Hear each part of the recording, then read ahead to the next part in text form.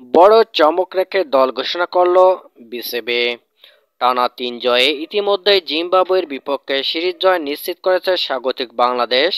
প্রথম ৩ ম্যাচ চট্টগ্রামে হলেও সিরিজের বাকি ২ ম্যাচ অনুষ্ঠিত হবে মিরপুরে। উক্ত সিরিজের জন্য প্রথম ৩ ম্যাচের দল ঘোষণা করেছিল বিসিবি। বুধবার ৮ মে বাকি ২ ম্যাচের জন্য দল ঘোষণা করেছে বিসিবি। নতুন ঘোষিত দলে ফিরেছেন সাকিব আল হাসান, সৌম্য সরকার এবং মোস্তাফিজুর রহমান। দলে নেই আফিফ হোসেন, পারভেজ হোসেন ইমন ও পেসার শরীফুল ইসলাম।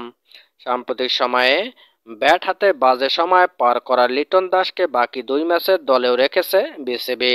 সিরিজের তৃতীয় টি-টোয়েন্টিতে বাজেভাবে আউট হয়ে চরম সমালোচনার শিকার হন এই উইকেটরক্ষক ব্যাটার।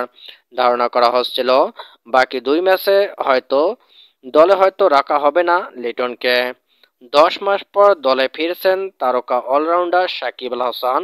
চোটের পুনর্বাসনের কারণে দলে ছিলেন না সৌম্য সরকার। বিশ্বকাপের আগে ঘরের মাঠে টাইগারদের সর্বশেষ সিরিজে তারা ফিরছেন।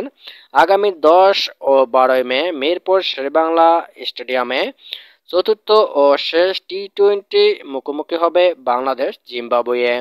বাংলাদেশ দলের সদস্যরা হলেন নাজমুল হোসেন শান্ত অধিনায়ক, সাকিব আল হাসান, লিটন কুমার দাস, তানজিদ হাসান তামিম, তাওহিদ হৃদয়, মাহমুদুল্লাহ রিয়াদ, জাকির আলী অনিক, শেখ মেহেদী হাসান, রিশাদ হোসেন, তাসকিন আহমেদ, তানজিম হাসান, সাকিব, সৌম্য সরকার, তানভীর ইসলাম, মোস্তাফিজুর রহমান, মোহাম্মদ সাইফুদ্দিন।